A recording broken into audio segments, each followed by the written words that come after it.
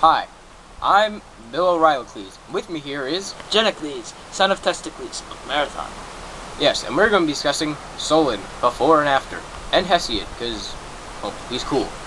So, Yeah. what's this I hear about debt slavery? Debt slavery was what the nobles used to do when the farmers owed them grain but didn't have enough to pay them off. They would take their firstborn son, secondborn son, and enslave them. And if they still didn't have enough money to sell them off, or pay them off, they would actually take them and sell them into slavery. Then they would take their land, devalue it so that they could buy more of it, and take all their land. How could the nobles devalue their land?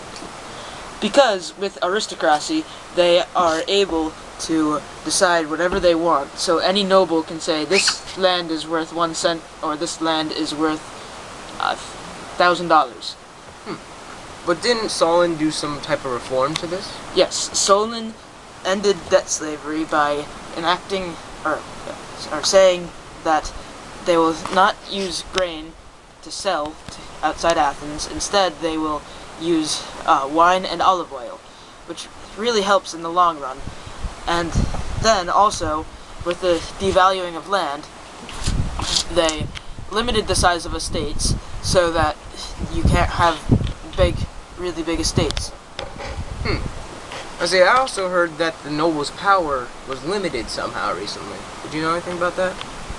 Yeah, they did this because the common men in the phalanx wanted representation, so Solon gave them some representation and lowered the representation of nobles. But the nobles still have pretty much absolute power. Yeah, pretty much. Very interesting.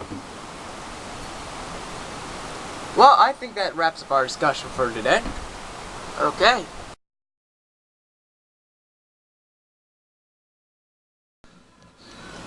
Cocoa Puffs. I'm cuckoo for Cocoa Puffs. Hi, I'm O Reilicles with... Genicles, son of Testicles, of Marathon. Yes, and we're going to be discussing Homer and Hesiod. But in order to understand Hesiod, we have to look at Homer first, obviously. So what is your opinion on his ideals?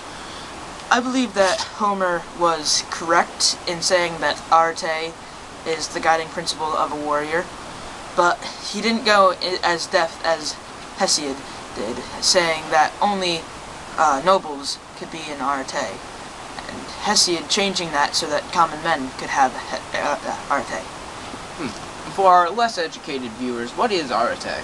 Arete is the guiding principle of a warrior. You need to have physical skill, courage, and loyalty. And Homer only said that nobles and warriors could have this? He only said that nobles could have it, but pretty much anybody who fights in the phalanx our type of battle wouldn't have it unless they're nobles. But common men could have arete. And arete originates from Homer's best-selling books known as, what are they? The Iliad and the Odyssey, which is pretty much our Torah. And what exactly happens in these books?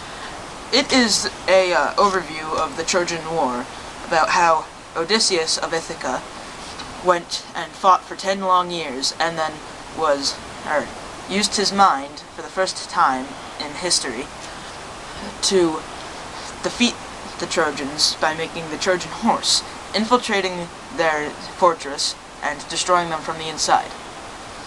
Then the Odyssey is about him going home, because Poseidon has gotten mad at him and wanted him to die at sea. But eventually he admits that man is nothing without the gods, which is the point of the Odyssey, and Poseidon lets him get home. Well, it seems like that's a book we could all learn a lot from. And I think that just about wraps up this discussion. But now, breaking news. There's a fight downtown Athens. Let's go live. My father was a great ruler. I agree with you there, but you are a horrible one. I'll prove you wrong. You die today, son of Solon.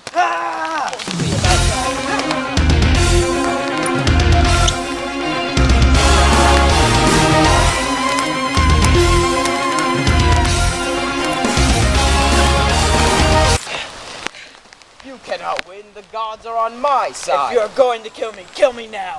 Fine then. Wrong. I'm on my favorite warriors.